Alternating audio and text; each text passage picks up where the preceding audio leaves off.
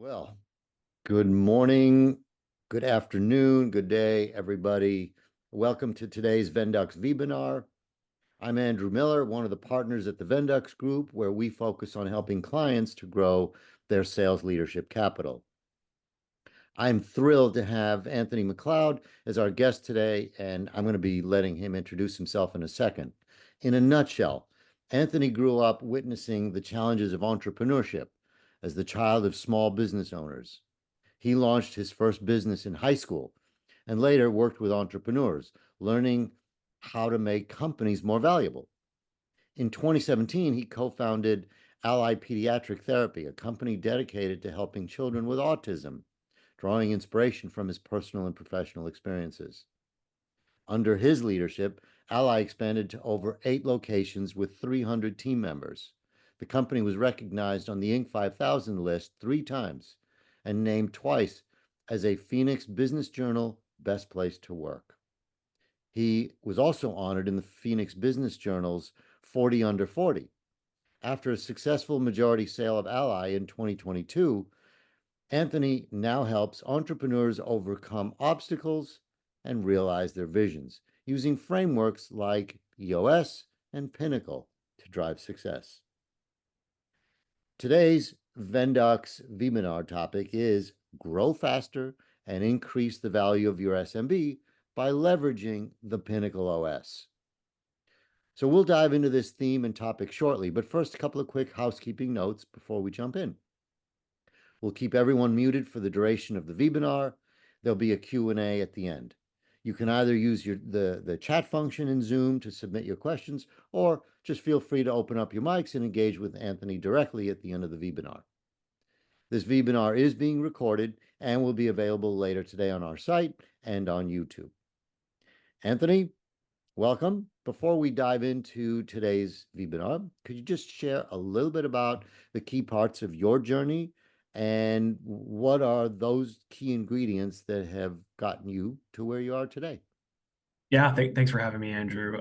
You did a really great job kind of summarizing the story a little bit here, but I think the only thing I'd add there is, so when I was first starting, out of college, I was working in investment banking and I was helping, companies entrepreneurs that were looking to have a salary business, and started to just see, these really amazing stories of entrepreneurs and the impact that they were having within their companies, their teams, their families, their communities.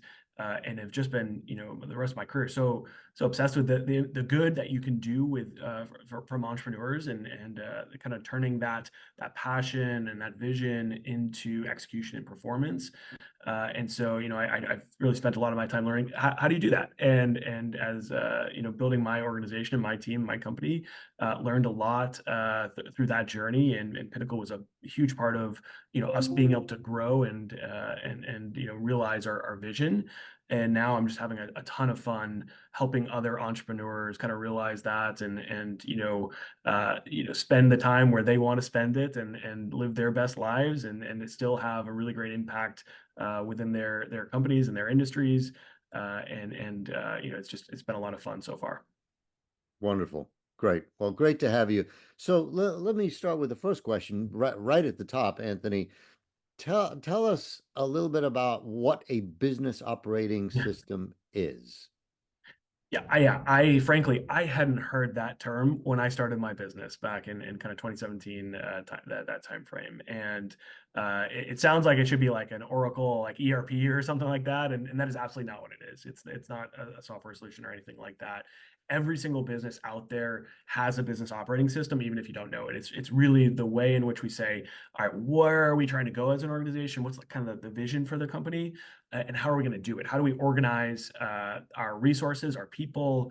How do we solve problems together? How do we collaborate, right? So how do we go achieve that vision? So that's really all a business operating system is really saying, how do we define, what's the vision for the organization? Where are we trying to go? What's our core purpose? Who are we? And then how do we execute on it? So how do we have, a playbook to execute upon that? How do we have the right people in the right seats? How do we really define that vision, that purpose? How do we then, also perform on that, right? So that's really all a business operating system is. And we want to be as deliberate and intentional as possible in getting those aspects right, because it's going to allow us to have a better likelihood of achieving what we're trying to achieve, and also do it in a faster way. Hmm. Well, that's very straightforward. Makes sense. So many on this call have probably heard about EOS Mhm. or the book Traction. So tell us a little bit about the landscape and the evolution of these systems. Yeah, business operating systems have been around for decades, even before that kind of term business operating system was used. So, it kind of goes back to four disciplines of execution, great game of business, E-Myth, some of the concepts from the Rockefeller habits, right? So these things have been around for a long time. And then, really what EOS did and the book Traction and a few others that they've written, they did a really good job of kind of packaging some of those concepts that had existed before into a pretty clear and compelling system. That's what kind of stumbled upon EOS first, and it was introduced to it by another CEO in Arizona where I live. And that's kind of what I used at first to start building my organization. And as EOS kind of changed their organizational structure, and some of the model was kind of evolving there. The implementer that I was using, the coach that I was using, moved from EOS to a new system called Pinnacle, and a few different systems kind of spun out of EOS.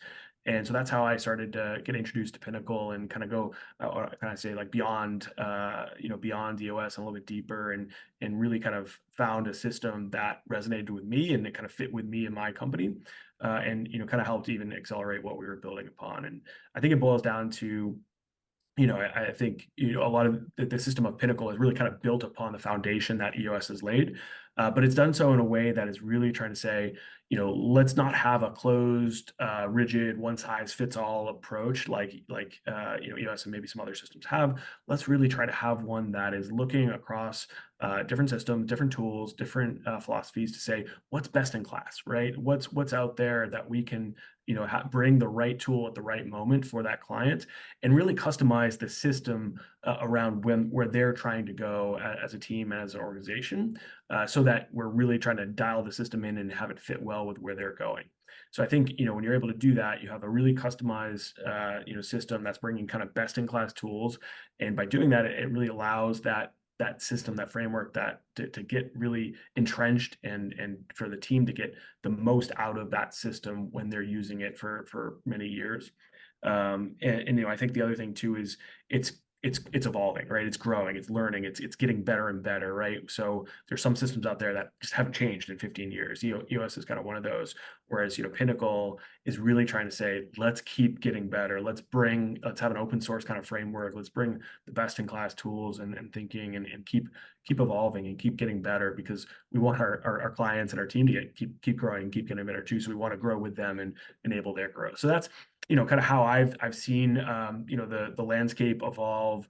Obviously I used EOS, now I've used Pinnacle, now I'm coaching with Pinnacle, right? So I have a little bit of a reference point for good, bad, and the ugly of all systems. But I just think it's so important for clients, companies, entrepreneurs to have a system, and really kind of go all in on the system that's going to resonate with them. Hmm. Well, that makes sense. If operating systems weren't evolving, we'd still be on Windows 3. So, so let's get a little bit more granular. Let's talk about some examples. How can these systems, or how are these systems helpful to companies? Can you share some examples of what you see, what you work in, what you implement? Yeah, I think I can kind of speak a bit to my own journey, my own company, and kind of how it helped us, right, when we were building Allied Pediatric Therapy. And I think the hard part for myself and for many entrepreneurs when we were starting to build something is you have a good idea of kind of what you're trying to achieve and kind of where you want it to go, or maybe where you want it to look like.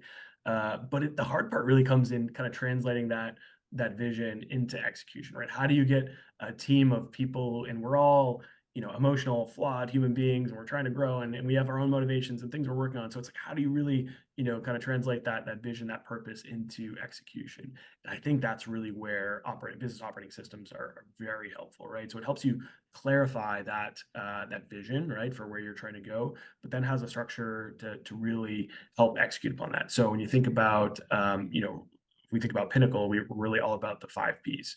And we have it all start with people. So we want to make sure that we have, the right people in the right seats. So that means looking to say, okay, what's our organizational structure, right? What is that like today, and what does it need to be as we look to grow? And so if you're able to do that, have a really great people, you're coaching them up, you're developing them, and you have the right seats for the organization, you're gonna grow through the kind of ceilings faster, right? So because we were like when we were growing, we had a pretty small team at first. We were probably when we first started our journey with an operating system, we were like, I think less than $1 million in revenue, maybe 750K in annual revenue. So we were pretty small. But we said, okay, we want to grow to have, more than just the one clinic that we had at that point. We want to have, multiple in different parts of the city. So we started to think about, okay, what are the things that we have to do in order to get there? And, I knew I couldn't sit in every seat, right? I couldn't wear every single hat. So we had to think about, what are the roles that we need to bring in or hire for or develop from within in order to help us break through that ceiling, that first ceiling, right? In order to have, not just me or someone else doing all that thing. So all that say is kind of, it helps you define like where, with where you're trying to go, what are the ceilings that you're going to hit, and how do you break through them faster, rather than kind of hit that ceiling and then plateau, right? So we want to kind of be breaking through those ceilings to help us get to that next level for us, and that higher peak. So that's what we're trying to do. So that's kind of one example there. I think, a lot of the issues that we all kind of think that within our own companies that we're leading, or sales organizations that we're leading, our own teams, like we all kind of think like, oh geez, my problems are so unique, this industry is so unique, that nobody else can understand having these types of problems. But now having worked with a number of clients, and spoken to so many entrepreneurs over the years, and led an organization, there's those similar kinds of problems that we're all dealing with, like we're all banging our head with. And so, we try to pull, lessons from those, and try to, identify those issues faster, and solve them faster. And so that's a lot of what we're trying to do is figure out what are the main issues that we're going to have to solve in order to break through, and how do we, put them on the table and get them solved. Right. So then from the client perspective, um, ho- is or are client challenges and issues and problems um, the same? I mean, to the extent that you just described, that just about every client has a similar set of issues. It's a matter of scale and size and scope and number of zeros.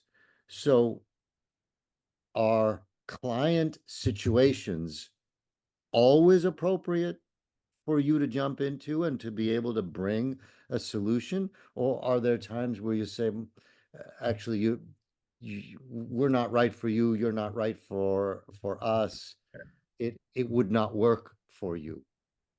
Uh, you know, I think I think it's all about the mindset of the visionary and the entrepreneur, and what they're trying to build. I think that's where it really is defining for, is this going to be appropriate? Can I be helpful? Can a system like Pinnacle be helpful?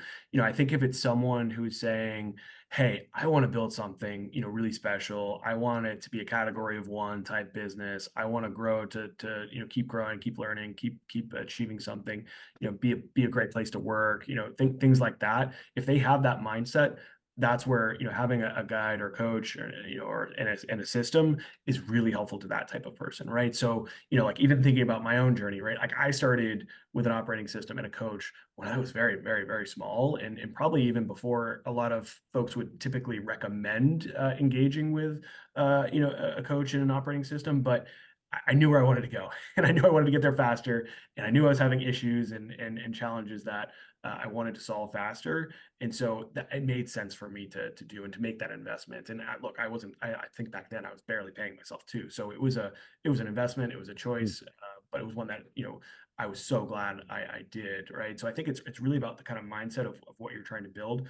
Now, look, if it's a solopreneur that doesn't have a team, it's not going to be a great fit for engaging with someone like myself. I think to invest that type of, the resources and dollars and time that goes into it. But I think there are lots of different size ranges in industries and business models where, this can make a lot of sense for it. I think it goes back to mindset. Gotcha. Um, so then, when does it make sense to hire a coach and a team and and a proper heavier rollout versus buying a book or reading a couple of books and Yeah. going to a couple of seminars and kind of the do-it-yourself approach? Well, look, I think there's always value into reading and learning and talking to other business owners and understanding what others are facing, what's working for them, what's not working, right? Like that is, I think every entrepreneur should be have that kind of thirst for knowledge, and certainly I did, and that's all those books I mentioned, like I had read them, and I probably had a little bit of like yeah, hubris or naivete, like of saying like I can just do this myself, and so early on that's what I did. I tried to self implement EOS. I brought my team together. I had kind of traction off to the side and was as I was trying to be the facilitator but also the CEO. And as people would ask questions, I'm like, I don't really know the answer to that. Let me flip to page 54. And it's hard. It's hard to be the kind of the facilitator who's really managing the energy, being the subject matter expert, trying to push and run to the danger, but also like then having to be, held accountable to yourself as like, when you're sitting in different seats, right, and being on the same side of the table as your team. Like I found that pretty hard. And so as I was talking to other CEOs, they were like, you gotta hire an implementer or a coach. And so that's the reasons he kind of that was recommended to me that did play out, right? It's someone who can be a true facilitator who can manage the energy of the room. Allows you to be on the same side of the table with your team, really a participant working on the business and side by side with them. They're going to see things that you don't, right? Because you're going to have blind spots as the entrepreneur and the visionary and or integrator, and you're going to there's things that someone who's external and not in the weeds of business will see. And then the other thing too that I maybe I guess I didn't expect, but looking back I should have, is the coach that I worked with really did challenge me to run to the danger, and a lot of times where maybe I knew there was a people issue or there was some other issue that I was kind of like letting things go unsaid, or maybe it was just easier to ignore it, right? And I think a good coach is going to challenge you to push you to find what are the real issues that you have to solve in order to kind of break through that next ceiling. And the individual I worked with certainly did that, right? And I think that was very very helpful in us kind of breaking through those ceilings as fast as we needed to. So those are the kind of reasons why I think like I think there's a lot of benefit to hiring a coach or an implementer. And in terms of kind of when is the right time for that, I think again, I think it goes to that mindset. Like if you're looking to grow and build, I think there's if you're investing the time, the resources, you want to build something, I, you know, having some semblance of a team, I think, is important because that's where you'll start to get the benefit of the system. But I work with companies as small as 1 or 2 million of revenue, but I have clients that are more upwards of 20 million, right? So it's again more about we're going to customize the system for you and where you're trying to go. We're going to bring the right tool for what that team needs in order to kind of break through that ceiling. So it's customizable to really many sizes. That a lot of what you say resonates entirely with the dynamics of our business and the kind of clients that we're working with on a regular basis. There are many, many entrepreneurs and business founders who've taken their business from zero to something, Mhm. uh, to $2 million in revenue, and they do it all themselves. And they think about, oh, how are they going to get to 5 million?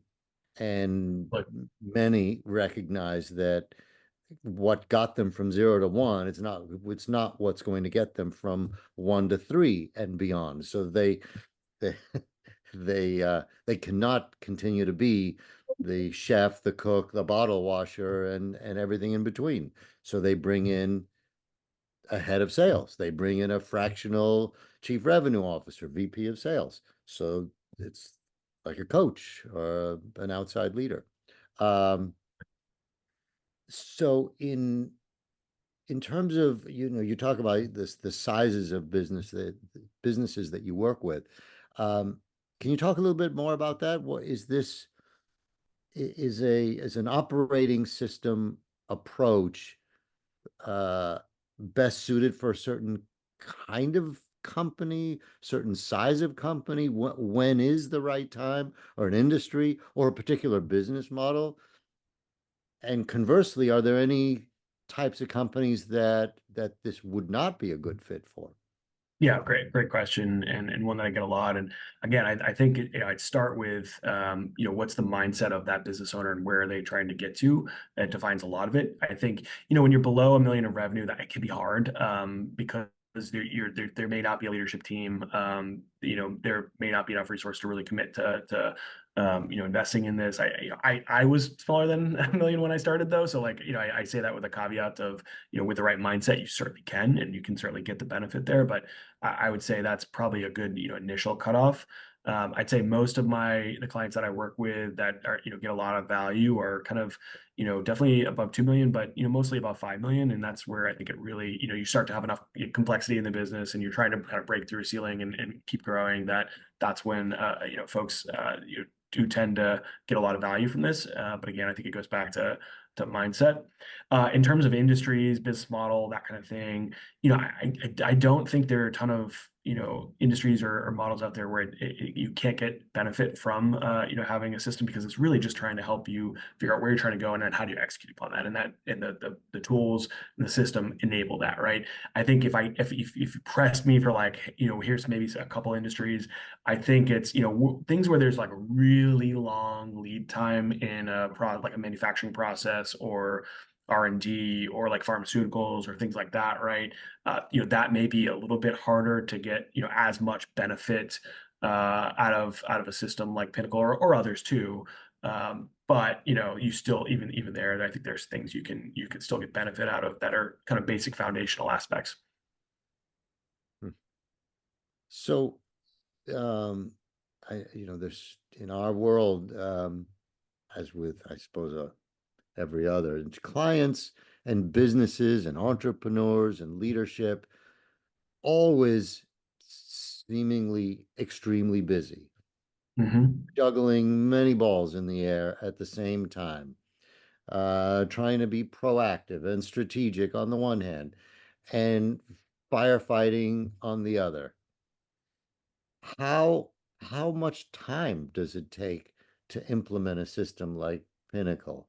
What's involved? Where do you begin? Even a company that is at a 1 or 2 million dollar revenue level, like how, how much time is involved in Yeah. general? And what are your expectations of the CEO and the business leader in terms of committing their time and energy to this? Yeah, I love the second part of that question too. And to address the first part of the question of time, I think yeah, having run my business using an operating system, I think it actually saves me time. You mentioned firefighting, right? So if you think about all the times where you or your team too are dragged away with urgent issues or fires that they have to solve, right? Think about all the time you're spending there, all the one-on-ones that you're doing or team meetings, all those types of things that you're already kind of doing right now, and all the time that kind of goes into that. So managing the team, the fires that come up from that, and the business overall, like what we're trying to do is really make that more impactful. Be deliberate on how we're spending our time and having really dialed in agendas to be solving the biggest issues, and to have a playbook that's really the fire prevention system, I think. So that's what we're trying to do is instead of just reacting to the fires that happen and be kind of a victim of that, we're trying to have the system in place that's preventing the fires from happening, or we controlled fires, or know that there's going to be some fires that there may be happening, but we don't need to deal with those. Those are just gonna die out on their own. So it's there's I think a good way to be thinking about being deliberate and intentional about how we spend our time. So Mhm. I think it kind of through that and through your team, like you're able to actually save a lot of time. Now, I think there are certain things that we try to have, and I think where, time is involved is, people hear meetings like, oh, I have to have like a 90-minute meeting every week with my leadership team. Why? Like, that seems like a lot, or, is that really needed? Or can we cut that down? Or can we do that every other week? And again, I think it goes back to if you're doing that and doing it really well and how you're solving the right problems and working on the business and solving things, you're gonna save time. It's gonna prevent those fires from happening. People are gonna feel engaged. They're gonna be, have clear direction. It's gonna be a simpler business, right? It's gonna be more fun to be a part of that.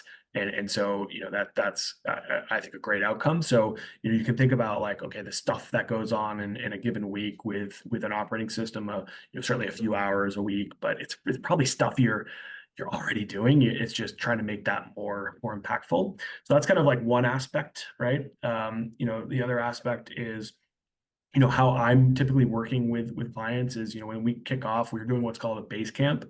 So if you think about it, if you're going to go hike a mountain, which is, what we're kind of use a great analogy for, running a business is, climbing a mountain. And so at base camp, you're kind of getting acclimated, right? You're making sure you got where you're going, which what the path is on the trail. You make sure you got the right tools for climbing, you got the right team, you got a Sherpa with you, all what's the weather, right? Like all that kind of stuff. So we're getting the kind of foundation of the system in place within the first couple days that we're working together.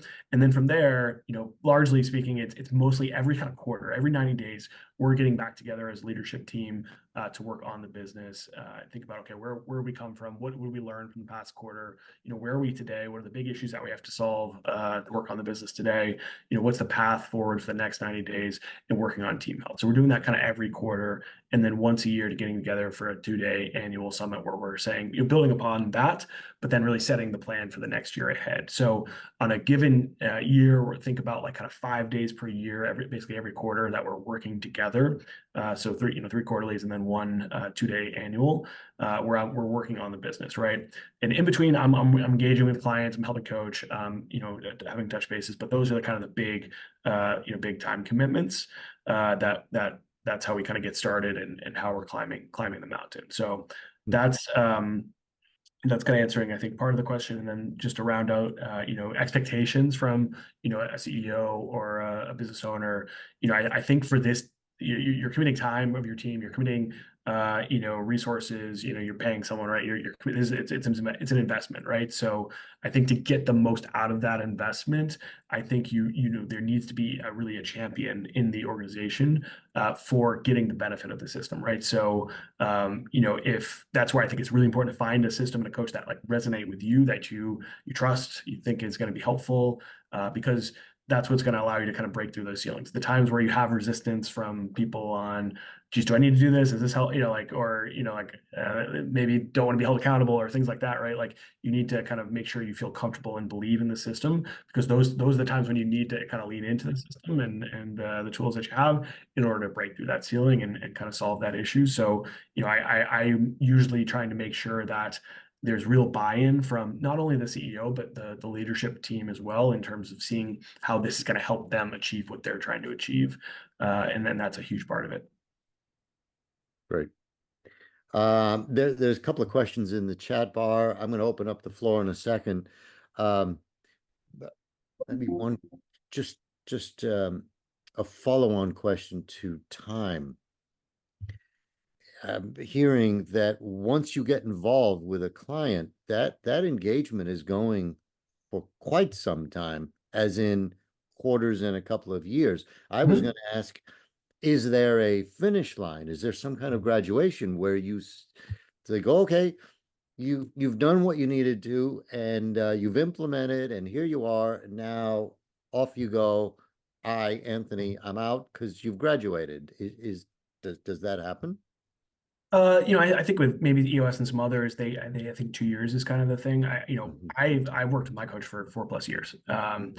And, I think it's all about, there's after 2 years, I mean, like I still wanted to build the business and keep it Mhm. growing, keep Mhm. getting better and better and kind of reach that next, higher peak, right? Like that next pinnacle that keep building and keep growing. And, I think that's where Pinnacle, it can evolve and grow with the team to help them do that. So I think, it can go for multiple years as long as that coach, that facilitator, that guide is still adding value to the team, is still helping them Mhm. identify what's that mountain they want to climb and how do I go climb it and how do I be successful in it. Then that's where it can continue on for many years. I think the founder of Pinnacle, Greg Cleary, is just an awesome, really awesome guy. I think he has clients that are 10 plus years at this point, and they're growing and they're having fun and they're building something really special. So I think that's kind of the answer there. Gotcha. Great. Anthony, thanks. This is very insightful, very interesting. New perspectives. So there's one question here on the certification process. Is certification similar uh, for for Pinnacle as it is for EOS? Yes. Yeah. So we are certified Pinnacle business guides, and so we're experts in the system and the tools of Pinnacle, similar to kind of how an EOS implementer would be. And there's a few other systems that have some their own kind of similar designation. So yes, there is. Gotcha. Great. There's another question here. I know that EOS is very strict about their their implementers Yep. following a very rigid process and a focus on purity. Is that as big a focus for Pinnacle?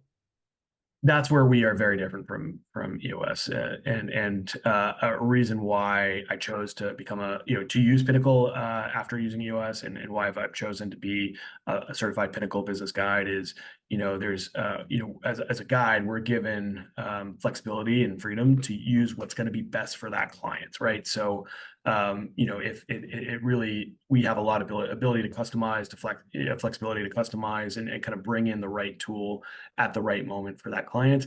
And I want it to be their system. I don't want it to be, they're running on Pinnacle, right? I want it to be, that client's operating system that, I'm helping them, get really dialed in and fine tune and kind of evolve with them as they grow because it's theirs. They own it. It's their baby. They have to build that company, right? And so I want to help them on that mission.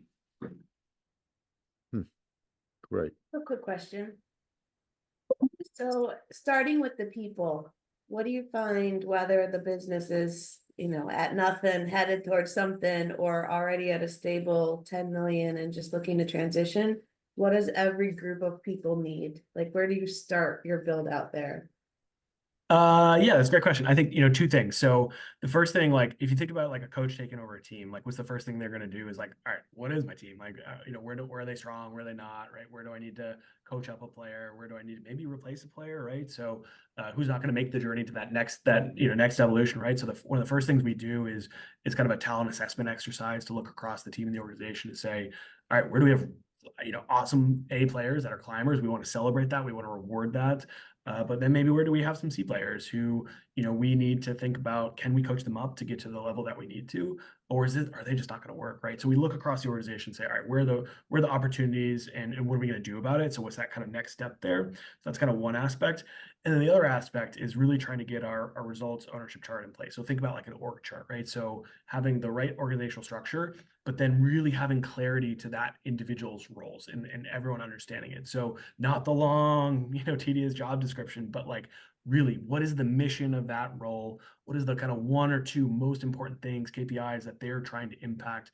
What are the like 3, 4, or 5 like things that they're obsessing over every week that they're in their role, right? So those kind of two major things are, I think, no matter size of company, no matter industry, those are kind of two of the first things that we're working on in Basecamp to really get dialed in and figure out, because that's good. That's going to help us get to that next level.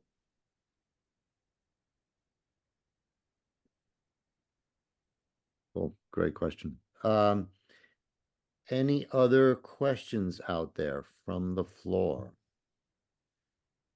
And you have contact information in case we want to contact you. Yeah. That Thanks, was going to Courtney. be my last question. Yes. Um, thank you, Courtney. Thank you. Thank you, So, Anthony. yeah.